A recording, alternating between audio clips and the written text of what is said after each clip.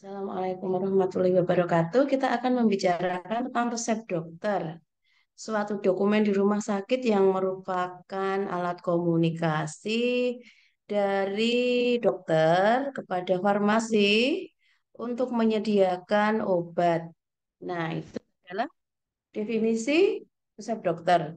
Permintaan dari bisa dokter gigi, dokter umum, dokter hewan, pada apoteker untuk menyediakan obat. Saya pasang pointer dulu ya. Nah, bahasa yang digunakan untuk resep adalah bahasa Latin. Dan ini ditulis sebagai suatu singkatan, begitu ya. Nah, resep dokter pada awalnya berupa kertas ya, kertas yang ditulis dengan tangan dokter. Nah, kemudian pada kertas tersebut harus memuat setidaknya 10 komponen ini, yaitu nama dan alamat dokter, termasuk izin praktek dokter. Kemudian tanda R, R ini artinya adalah resipe, yang artinya sediakan atau siapkan. Kemudian nama obat, lalu dosis atau takaran atau kekuatan, lalu juga jumlah obat, kemudian bentuk sediaan, aturan pakai, paraf dokter, kemudian data pasien. Di sini di banyak ya data ada nama, umur, berat badan pasien, kemudian alamat termasuk nomor telepon pasien atau keluarganya. Nah, nama obat ini dapat ditulis dengan nama generik atau nama brand atau merek begitu ya, atau obat yang harus diracik. Bahan obat ya, bahan obat yang harus diracik. Misalnya laktosa ya, laktosa adalah nama bahan obat. Paracetamol itu adalah nama generik. Bisa juga menyebut merek. Panadol begitu ya misalnya ya. Itu adalah merek obat. Nah, nama-nama tersebut bisa ditulis dalam resep. Bebas ya, boleh menggunakan nama generik atau merek dagang atau menggunakan bahan obat. Kemudian jumlah obat ini ditulis setelah nama obat, penulisannya dengan angka Romawi. Jadi misalnya dokter minta disediakan paracetamol 10 tablet, maka tulisannya adalah R, paracetamol, kemudian angka Romawi 10. Nah, bagaimana aturan pemakaian paracetamol untuk pasien tadi? Nah, aturan pemakaiannya ditulis dalam suatu kode, yaitu dalam singkatan bahasa Latin. Nanti kita akan bicarakan singkatan-singkatan yang sering digunakan untuk penulisan ini. Kemudian paraf dokter ini dibubuhkan pada setiap sediaan obat yang diminta. Jadi kalau dalam satu resep itu ada 3 obat yang harus diminta, maka dokter akan membubuhkan 3 juga paraf. Begitu. Kemudian nama, umur, jenis kelamin, berat badan, alamat. Ini juga sangat penting diberikan di data pasien. Nah, untuk berat badan, kemudian umur, kemudian itu juga kemudian juga jenis kelamin. Ini akan menentukan juga pertimbangan jenis obat yang digunakan, termasuk ketepatan dosis. Misalnya jenis kelaminnya wanita, kemudian akan ditanyakan wanita tersebut apakah sedang hamil atau tidak. Nah, itu kan akan mempengaruhi ketepatan obat yang diberikan. Kemudian untuk berat badan, nah, terutama anak-anak ya, jika berat badannya berbeda, tentunya ini akan mempengaruhi dalam besaran dosis yang harus disediakan untuk pasien. Nah, kemudian alamat, alamat ini tujuannya di antaranya untuk mengacu atau merunut kebenaran pasien yang menerima obat tersebut. Begitu ya. Nah, sebagaimana kita paham bahwa banyak nama itu yang sama, begitu ya. Misalnya sama-sama namanya Bu Ismi, begitu. Nah, kan bisa ditanyakan ini Bu Ismi yang mana? Bisa dirunut dari alamatnya. Bisa ditanyakan kepada pasien alamatnya di mana. Kemudian disesuaikan dengan data yang tertulis pada data resep atau data rekam medis. Begitu ya. Nah, sehingga ini merupakan alat supaya tidak terjadi dalam pengobatan atau medication error. Nah, apa saja singkatan dalam resep yang bisa digunakan? Mari kita pelajari ya. Nah, ini merupakan bentuk resep, ini bentuk informasi tertulis, ada informasi nama obat, jumlah yang dibuat, bentuk sediaan, identitas pasien, identitas dokter, aturan pakai, dan lebih dari itu, resep ini juga merupakan bukti resmi terapi farmakologi dari dokter. Jadi, jika ada sesuatu hal yang memerlukan kekuatan hukum, ini resep juga bisa bicara. Begitu ya, seperti juga Anda lebih tahu bahwa rekam medis juga bisa dijadikan sebagai alat bukti. Nah, ini singkatan bisa dibagi begitu ya, ada mengurutkannya dengan abjad. Ini Bu Ismi mencoba mengurutkannya dengan eh, kepentingannya begitu ya. Jika kepentingannya didasarkan pada waktu pemberian, maka jika obat itu diberikan dalam waktu eh, 2 hari, maka tulisannya BID. Ini kepanjangannya bidum 2 hari. Beda dengan berikan 2 kali sehari. Misalnya minum ciprofloxacin, suatu antibiotik, nanti aturannya akan BDD. Nah, itu kepanjangan dari bis DD, artinya 2 kali sehari. Nah, ini adalah dari singkatan bahasa asing. BDDC, bis dedi kochlear. 2 kali sehari, BDD, sendok makan. Nah, sekian sendok makan. Nah, ini nanti akan ditulis ya. C, kochlear itu artinya sendok makan. Jadi nanti akan dituliskan BDD C1 misalnya. Artinya obat tersebut diminum 2 kali sehari, 1 sendok makan. Begitu. Kemudian, Bu Ismi nggak baca semuanya ya. Ini TDD, TRDD.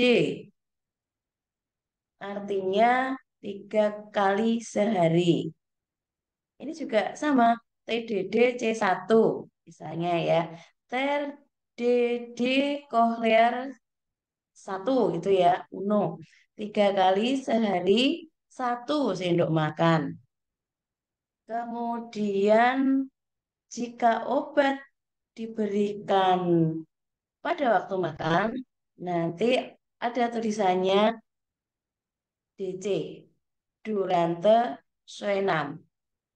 Jadi bisa saja ini nanti singkatannya TDD C1 DC gitu ya, bisa digabungkan. Jadi minum obatnya 3 kali sehari, 1 sendok makan, DC-nya pada waktu makan. Itu ya. Nah, ini memang harus ini ya, kita telaten untuk menghafalkannya. Kemudian haustus, haus diminum sekaligus. Ada ya yang obat itu harus diminum sekaligus, tidak boleh diminum sedikit, nanti dilanjutkan lagi, nggak boleh seperti itu ya. Misalnya minum hmm, apa ya garam Inggris gitu ya sekali habis. Kemudian hurasomni pada waktu mau tidur. Tentunya ini adalah tidur malam. Itu ada obat yang disarankan sebelum tidur malam ya. Begitu misalnya obat-obat pengendali kolesterol gitu ya, simvastatin begitu disarankan sebelum tidur malam. Lalu ini ada SDD, Semel, Dedi, Kochlear. Satu kali sehari, Kochlear tadi 1 sendok makan. Kemudian ON, Omni Nocte, tiap malam. Jadi tiap malam itu minum obat. Misalnya apa ya? Misalnya eh, obat tablet kontrasepsi oral gitu ya. Ada yang disarankan untuk yang penting ada gitu ya pagi-pagi terus atau malam-malam terus. Nah nanti ditulis di resep begitu terus nanti dibantu yang menuliskan tanda ini adalah dokter gitu. Tapi nanti akan diterjemahkan oleh tenaga farmasi, disampaikan informasinya kepada pasien sekaligus memberikan konseling begitu ya atau edukasi kepada pasien. Lalu ini PIM.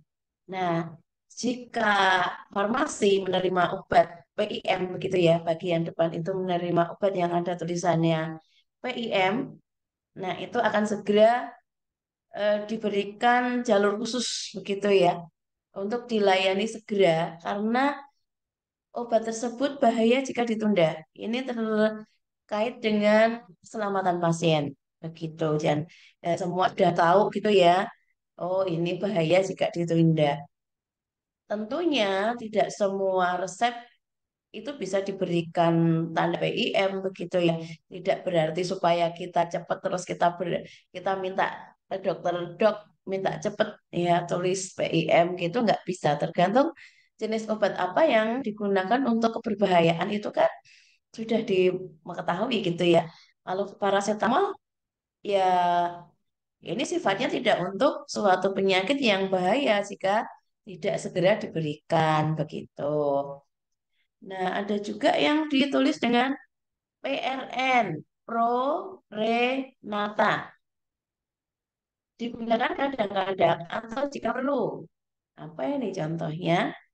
Ya tadi, obat penurun panas, paracetamol gitu ya. Kapan minum paracetamol? Ya kalau perlu. Kapan perlunya minum paracetamol? Ya kalau sakit gigi atau kalau panas atau kalau nyeri datang bulan seperti itu. Kemudian yang sering ditemukan lagi adalah PC, pos 6, sesudah makan. Antes 6 sebelum makan. C yang di sini, kohlear, ini ditulis dengan C besar biasanya ya. Kalau yang 6 itu ditulis dengan huruf kecil, jadi tidak bingung. Kemudian ditinjau dari lokasi pemakaiannya. Ini ya, misalnya Aur Dex atau AD gitu ya, AD atau Aurdex. Itu kepanjangan dari auris itu telinga, dexter, dex itu dexter, itu adalah kanan, jadi telinga kanan. Kalau telinga kiri, nanti ini ya, AS, auris sinister, telinga kiri. Kalau mata, di sini mata kanan, OD. Optikus Dexter, OS, Optikus Sinister. Gitu ya. Nah, kemudian misalnya OD ini ya, pada mata kanan. Nah, kan ini tetes ya. Berapa pemakaiannya? Nah, di sini GTT ya, GTT atau Gutta atau GUT begitu. Nah, GTT nanti kalau tetes mata yang di tetes sebelah kanan, misalnya 2 tetes berarti tulisannya OD, OD 2 Romawi GTT atau OD GTT 2 mata kanan 2 tetes. Gitu. Nah, kenapa kita yang reka medis juga perlu mengetahui ini?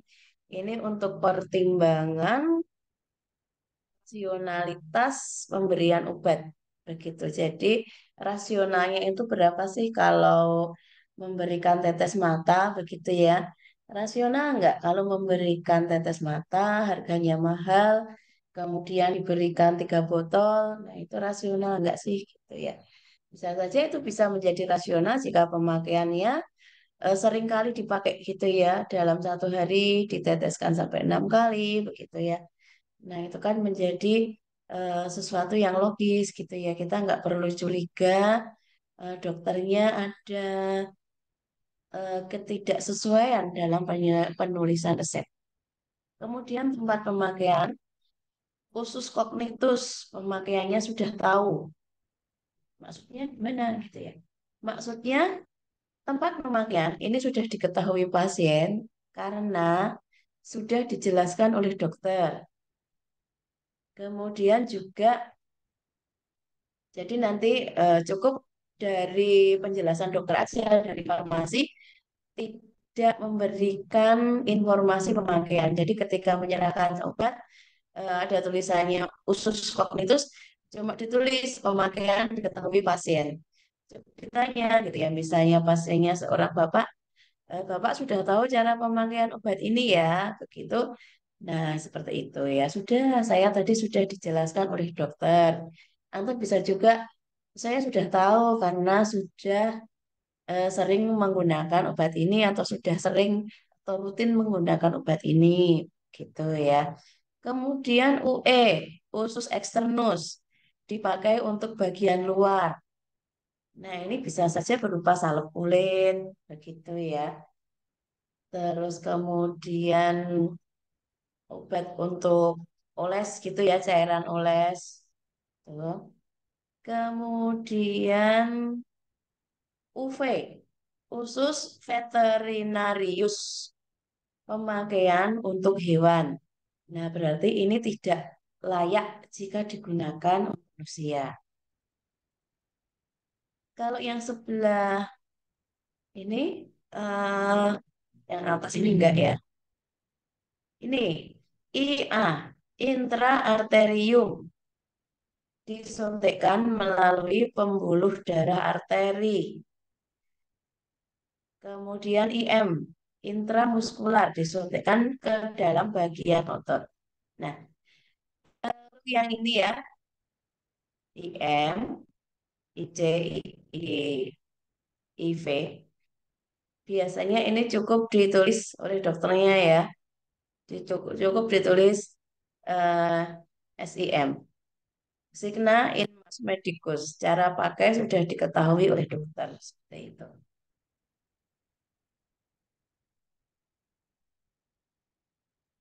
Ini takaran sendok ya. Sendok teh, volumenya 5 mili. Sendok makan 15 mili. C, CP, sendok bubur 8 mili.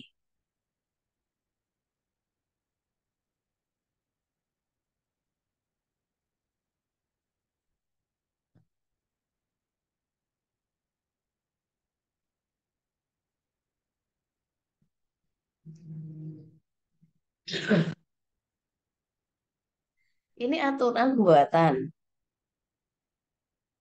Jika pasien menghendaki separuh gitu ya, maka tulisannya ini DID, da in dimidio, atau ini ya dim.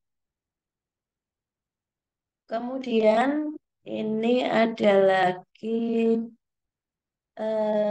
detur ya. Detur itu berikan atau serahkan.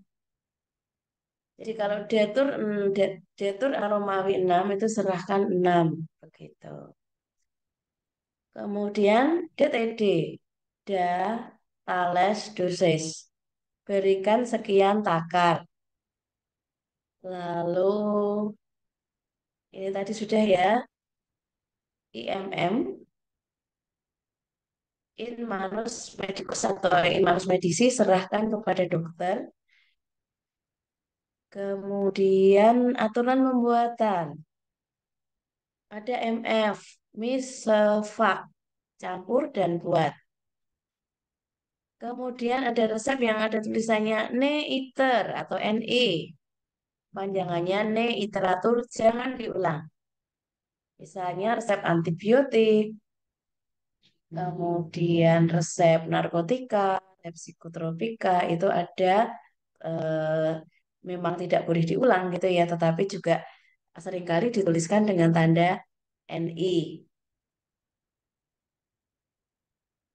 Kemudian signa ya, signa, tandai atau tuliskan R ini wajib dituliskan eh, setiap awal sebelum menuliskan obat. Resipe ambillah. Kemudian iter itu untuk yang diulang. Ada obat yang harus diulang misalnya. Kemudian urgent atau sito ya. Jadi sito, urgent, statim, PIM itu sama. Resep yang harus disegerakan untuk dibuat karena sifatnya untuk keselamatan pasien. Lalu kadang juga tulis bentuk sediaannya ya. Misalnya di sini belum tertulis tab, TAB, artinya tablet. Kemudian CAP, caps gitu ya, kapsul. GTT, tetes. Sol, solusi. Klis itu krisma atau enema atau lavement.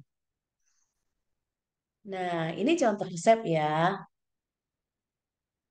Resep yang ditulis tangan oleh seorang dokter. Begitu. Ini contoh resep internal rumah sakit. Begitu. Untuk resep internal rumah sakit, maka keterangan informasi dari izin dokter gitu ya, alamat dokter itu melekat pada alamat rumah sakitnya.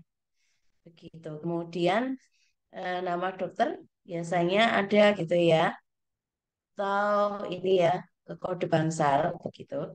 Kemudian identitas pasien ini hanya ditulis nama. Nah, terus kemudian identitas berikutnya ini melekat pada kartu rekam medis begitu. Jadi kalau farmasi memerlukan data misalnya berat badan itu bisa berkontak dengan biasanya kontaknya dengan ruangan dokter gitu ya, dengan dokter di ruangan berat badan atau umurnya berapa untuk pengecekan kembali dosis gitu. Jadi farmasi itu kalau menerima resep itu tidak segera hanya dibuat gitu ya, tetapi akan dilakukan screening atau telaah gitu ya, telaah resep. Nah, telaah resep ini diisi oleh farmasi. Sampai di sini ini ditulis oleh dokter begitu ya. Nah, termasuk identitas gitu ya. Nah, ini yang ini ya, seharusnya data ini lengkap. Nomor rekam medis berapa, tanggal lahir, berat badan ini berapa, ini harusnya lengkap diisi gitu.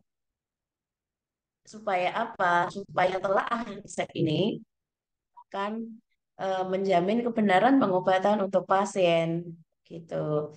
Tidak ada salah obat, tidak ada salah dosis, tidak ada salah pasien dan pelayanannya akan cepat.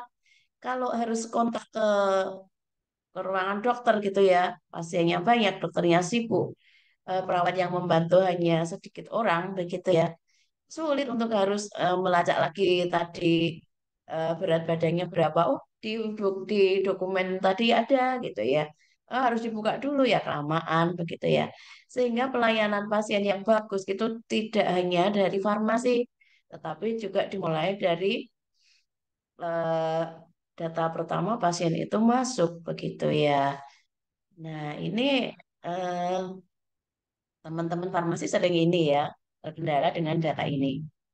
Nah, ada telaah gitu ya, telaah administrasi begitu. Nah, misalnya telaah administrasi ini ya ini dokternya siapa, nggak ada dokternya gitu ya. Kemudian tanggal resep gitu ya. Kemudian farmasetis. Oh, farmasetis itu terkait dengan obat. Selosit, oh dosisnya 50 mil, 500 miligram. jumlahnya 10. Terus kemudian ini ada tandanya ya tablet, obat sudah ada tablet, aturan pakainya PC. Nah, itu ada obatnya semua. Lalu dosisnya. Kalau eh, Tuan Rosdina ini ya, tulisannya Rosdina. Ini umurnya berapa ya? Kok diberi selosit 500 miligram itu cocok enggak? Nah, ini sudah eh, ke ini ya, ke klinis. Ada ketepatan dosis begitu. Kemudian juga rutenya apakah benar gitu ya? Ini diberi obat tetes telinga 1 botol gitu ya. Ini ada AD. Nah ini sudah sesuai belum untuk orang dengan umur sekian begitu ya. Kemudian tempat waktu memberikan apakah sama, apakah benar atau enggak? Ada duplikasi obat enggak? Gitu ya. Duplikasi obat itu apa sih gitu ya? Duplikasi obat itu obat yang sama, tapi mereknya beda, begitu ya. Jadi misalnya ada obat di sini itu ada tulisan paracetamol, nanti di bawah itu ada Panadol begitu. Bisa ya seperti itu, sering gitu ya, karena obat yang beredar itu banyak sekali, itu ya. Kemudian eh, banyak banyak merek, kemudian banyak merek baru, kemudian juga ada ini ya pihak-pihak distributor yang memberikan keuntungan sehingga keuntungan ekonomis sehingga kemudian memberikan pengaruh untuk menuliskannya gitu ya. Nah, sehingga kadang terlupa obatnya sama ditulis 2 kali. Nah, ini ada kontrol informasi untuk supaya tidak terjadi duplikasi obat karena akan merugikan pasien. Nanti akan overdosis, nanti akan biayanya mahal begitu ya. Nah, sehingga itulah perlunya formularium rumah sakit. Hanya obat yang ada di formularium saja yang boleh ditulis, gitu ya. Begitu. Nah, namun kadangkala gitu ya, ada juga yang kurang taat dengan aturan formularium, begitu. Nah, ini bisa ini ya dikaji begitu ya sebagai penelitian berapa persen sih ketidaktaatan dengan penulisan obat pada dengan formularium begitu bisa penyakitnya apa obatnya apa yang enggak sesuai dengan formularium apa begitu harapannya semua sudah sesuai gitu ya. Kemudian kontraindikasi. Nah, kontraindikasi ini eh, misalnya ada obat yang tidak cocok kalau untuk orang dengan gangguan hati, gangguan hipar misalnya gitu ya. Nah, seperti itu ini dilakukan telaah oleh farmasi. Kita baca dulu resepnya ya. Selosit 500 miligram, eh, numero 10 gitu ya. Jadi ini minta disediakan, si B sediakan selosit kekuatannya 500 miligram, jumlahnya 10. Untuk siapa? Untuk Tuan Rosdina. Kemudian aturan pakainya 2 ya, tetap 2. Harus kalau benar itu B itu ya. 2 DD tab 1 PC. 2 kali 2 kali ya. BDD 1 tablet Osvenam sesudah makan gitu. Kemudian obat yang kedua, Duoxal tetes telinga nomor 1 ml. ml itu flash, botol gitu ya. Jadi tetes telinga Duoxal 1 botol. Aturan pakainya 2 kali 4 GTT, GUT 4 tetes, 2 kali sehari 4 tetes. AD, Auris, Dexter. Begitu. Kemudian Telfast Plus, tablet jumlahnya 10, minumnya juga 2 kali 1 tablet sesudah makan. Poso 6. Nah, ada juga resep yang tampilannya sudah dalam bentuk diketik seperti ini ya. Ini sekarang sudah mulai banyak resep yang diketik seperti ini. Eh, ini sebagai ini ya, istilahnya sering dengan e-prescribing begitu ya, sudah e-resep begitu. Walaupun dengan e-resep ini ada juga ya, nanti setelah tercetak itu ada identitas dokter, nama rumah sakit, kemudian nama dokter, SIP, nomor telepon dokter yang bersangkutan, tanggal penulisan resep, lalu nama obatnya begitu ya. Nama obatnya kodein, jumlahnya diberikan 10, kemudian signa ter DD tab 1. Kodein tablet 10, minumnya 3 kali sehari. R berikutnya, R yang kedua adalah paracetamol tablet, jumlahnya 10 tablet, SPRN tab 1, Signa Pro Re Nata tab 1. Tandailah itu ya, kita tulis farmasinya menuliskan jika perlu 1 tablet begitu. Pasiennya siapa? Ini ya, Pro Tuan Ibrahim, usianya 46 tahun, alamannya Jalan Garuda. Nah, bisa juga nanti dari farmasi itu menanyakan nomor telepon atau alamat. Kalau pasien anak-anak akan selalu ditanya berat badan, tapi pasien dewasa jarang ditanyakan berat badan. Jadi pada resep ini ada 2 obat yang akan diterima oleh pasien. Ini sama gitu ya. Ini juga ada 2 obat yang diterima oleh pasien. Dokternya dibuat sama ya. Obatnya ini ya, trihexyphenidyl tablet, miligramnya 2 miligram, karena ada yang trihexyphenidyl bukan 2 miligram itu ada. Nah, kemudian jumlahnya 12. Minumnya 1 kali sehari. Terus yang obat kedua, Neurobion Forte, jumlahnya 10. Signa, Semel, DD, tab 1.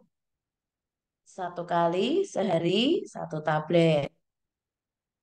Ini ya gampang ya. Kemudian, nah ini ini sirup ya, bentuknya sirup. Ozen sirup Flash 1 atau Flash 1. Jadi dokternya meminta agar apotek itu menyiapkan Ozen sirup untuk Tuan Ibrahim itu 1 botol. Kemudian signanya, aturan pakainya, Semel, Dede, Cochlearty 2. Jadi 1 kali sehari 2 sendok teh gitu. Terus mukos sirup ini juga 1 botol. Ter DD C1. Ter itu 3, DD itu 3 kali sehari. C-nya itu kohlear, sendok teh 1. Jadi 3 kali 1 sendok teh. Gitu. Kalau CTH tadi Cochlearty, sendok teh 5 mili, sendok makan 15 mili.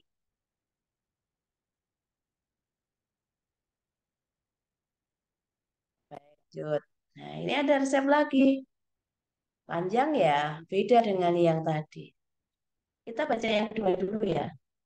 Selective diskus. Ya, salah nulis ya. Nomor 1, SPRN inhalasi 1. Ini diskus ya, obat yang pemakaiannya dihirup melalui mulut untuk memperbaiki saluran nafas yang terganggu karena asma. SPRN Signa Pro Renata jika perlu 1 kali inhalasi gitu. Nah, obat yang pertama ini adalah teofilin, ini tab ya. Teofilin 1 tablet, metilprednisolon 1 tablet, efexonol tablet 1 tablet. Nah, kemudian ini disuruh membuat kapsul membuat dicerbuk gitu ya. Misova pulvers Bro 12. Kemudian eh Dain Cup Signa TerDD Cup 1. Ini ada yang kurang ya. Seharusnya ini eh, ada tulisan seperti ini. Oh, sorry. Nah, DTD-nya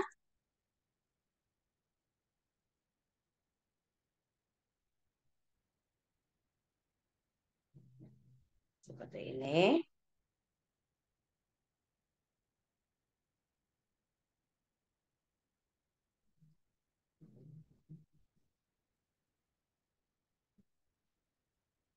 Nah, ini.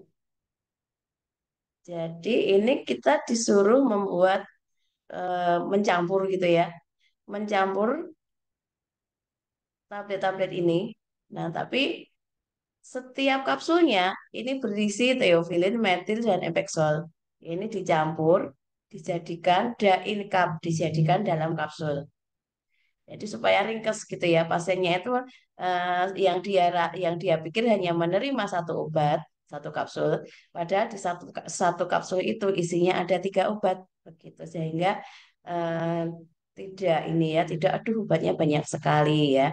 Oh, pasien taunya hanya minum satu kapsul dan jika sesek sesek nafas minum atau menghirup satu diskus begitu. Nah, ini perintahnya ya. Setelah dibuat kapsul, TRDD Kap 1 ditai dengan 3 kali sehari satu kapsul. Lalu ini resep berikutnya adalah sama ya, seperti tadi bacanya. Amaril 5 mg Kap 30. Kemudian Captopril 25 mg dosisnya. Tab 60. Ini BDD tab 1 2 kali sehari satu tablet. Simvastatin 30 tablet. Semel DD tab 1 OM. 1 kali 1 tablet Omne Mane pada waktu malam. Begitu ya. Kalau yang tadi ini Semel DD tab 1 sesudah 1 kali sehari satu tablet. 1 kali Semel DD itu sehari. Tab 1 itu satu tablet, PC itu poso 6 sesudah makan. Begitu. Nah, eh, kekuatan tabletnya untuk yang kaptopril ini ditulis. Kita ambil contoh kaptopril aja ya. 25 mg. Ini harus ditulis karena ada kaptopril itu yang dosis 12,5 gitu. Ya, jumlahnya 60. Minumnya 2 kali sehari. Berarti obatnya akan habis dalam waktu 30 hari. Orang hipertensi diberi obat habis 30 hari, habis untuk 1 bulan. Rasional enggak? Oh, rasional. Begitu ya. Misalnya seperti itu. Nah, ini kenapa kok eh, apa ya? Tidak hanya sekedar untuk dokumen pengobatan, tetapi resep itu juga bicara untuk nanti lebih jauh kepada pembiayaan. Begitu ya ke farmasi ekonomi, nanti hubungannya dengan pembiayaan dari BPJS dan sebagainya, begitu ya. Ini salinan resep, tulisannya salinan resep yang membuat Rumah Sakit Sarjito bagian farmasi gitu. Jadi kopi resep itu diberikan oleh bagian farmasi yang membuat ini tulisannya bukan tulisan dokter, ini tulisan tenaga farmasi. Baik TTK maupun apoteker boleh membuat kopi resep. Begitu ya. Yang menandatangani apotekernya gitu ya. Jadi tanggung jawab pada di apotekernya kalau yang membuat adalah TTK, maka nanti di bawah supervisi apoteker gitu ya, dicek lagi bener enggak. Resep asli dari dokter Yudi ini.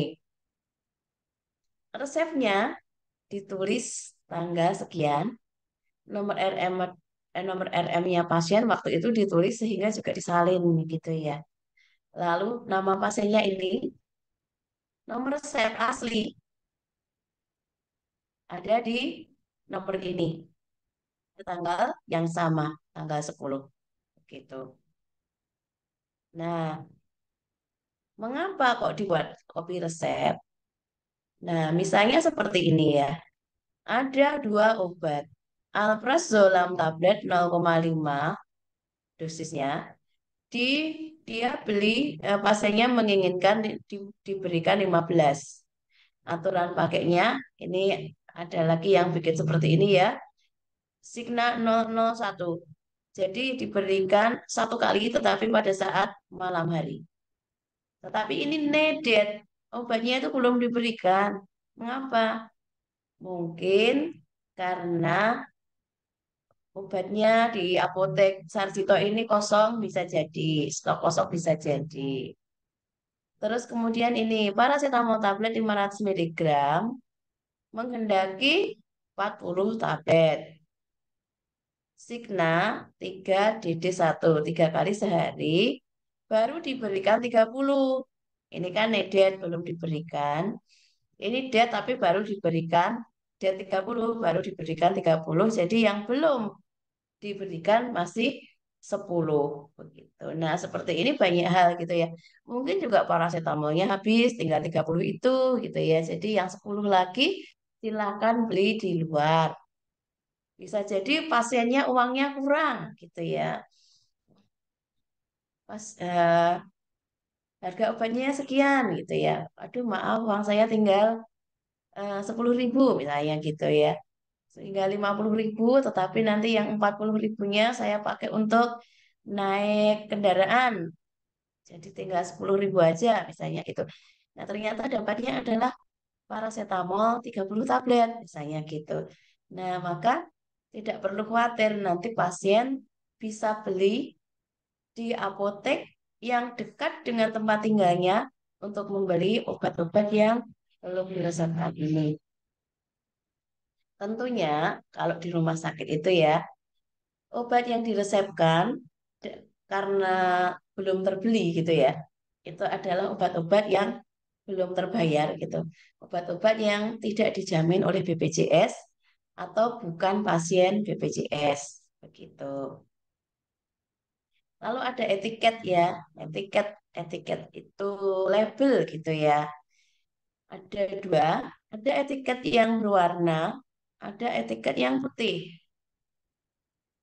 Yang putih adalah etiket yang digunakan untuk obat dalam, istilahnya obat dalam ya, atau obat yang dikonsumsi melalui saluran cerna atau oral. Jadi ditelan gitu ya.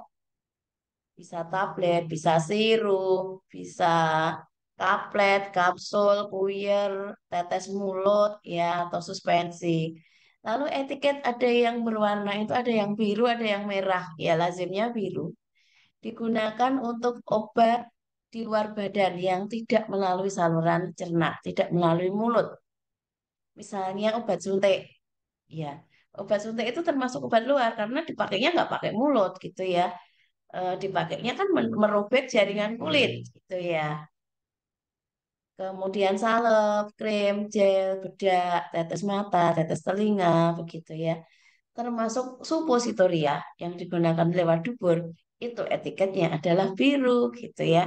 Karena dia adalah obat yang tidak melalui saluran cerna, tidak melalui mulut. Ini yang biru, obat luar. Ada nomor resep, tanggal dan tempat nulis resep, identitas apotek, nama pasien, nama obat, aturan pakai, jumlah obat, ini lengkap ya, etiketnya bagus. Obat luar gitu ya. Kemudian ini yang dua, yang putih ini obat yang obat dalam, obat oral. Tuh, sama ya. Nomor, tanggal, nama, aturan pakai, kemudian ada keterangannya. Gitu. Ini bagus. Ada idenya kapan? Gitu ya. Ide setelah disiapkan itu Ada tulisannya. Nah, kita akan mengenal tentang e-prescribing begitu ya. Ini ada jurnal tentang e-prescribing. Nanti boleh silakan dilacak lagi jurnalnya. E-prescribing studi kasus perancangan dan implementasi sistem resep obat apotek klinik. Ini yang membuat adalah orang ini ya, orang IT begitu. Mereka merancang suatu software untuk menyediakan resep yang terintegrasi begitu ya. Terintegrasi oleh siapa saja, mari kita lihat gitu ya. Membantu kita orang kesehatan gitu ya. Jadi eh, kesehatan bukan hanya milik kita tapi milik semua orang gitu ya. Sehingga yang orang teknik pun, orang informatika pun juga berperan begitu ya. E-prescribing atau e-resep adalah sistem yang dilengkapi dengan software yang memudahkan peresepan obat. Dimulai dari tahap eh, menulis resep, kemudian tahap transaksi atau membaca resep atau dispensing, kemudian tahap dispensing tadi membaca gitu ya, kemudian dispensing menyiapkan, kemudian tahap administrasi hingga pemantauan begitu. Definisi ini diberikan oleh jurnalnya tadi begitu ya. Tetapi kalau menurut Bu Ismi, e-prescribing itu dimulai dari Anda yang duduk di paling depan yang mendata pasien ketika datang gitu. Jadi pasiennya siapa? Identitas pasien itu kan eh, komponen utama dalam resep gitu ya. Resep tidak sah kalau tidak ada nama pasiennya begitu. Kalau pasiennya nggak diberi nomor rekam medis, tidak diberi status pasien ya tidak bisa gitu ya. Itu seharusnya seperti itu ya kalau kalau menurut Bu Ismi dimulai dengan pencatatan data pasien begitu. Nah, seperti ini ya. Jadi tahapan e-prescribing itu kan diawali dengan pendaftaran pasien. Di pendaftaran pasien diidentifikasi begitu ya. Terus riwayat pasien gitu. Review pasien current medication list and medication history information. Jadi ada sejarah pengobatannya seperti apa begitu. Ini dua yang pertama bisa dilakukan oleh bagian yang di depan gitu ya, bukan dokter, oleh Anda ya. Kemudian oleh rekam medis. Riwayat pasien ini mulai ke dan melihat ini mulai ke dokter ya. Riwayat pasien gitu ya. Sudah berapa lama sebelumnya sebelumnya menggunakan obat apa begitu ya. Select drug ini ya. Ada alergi obat enggak? Nah, itu kan dokter gitu ya. Kemudian dokter akan setelah memilih obat, dia akan mengentri obat, memasukkan obat-obat yang dipilih begitu. Nah, kemudian memeriksa, mengidentifikasi resep. Setelah semua obat dipilih, kemudian dibuat resepnya. Kemudian dokter mengirimkannya ke apotek secara ini ya data ya, mengirim data ke apotek jadi sudah terhubung gitu ya dengan data di apotek.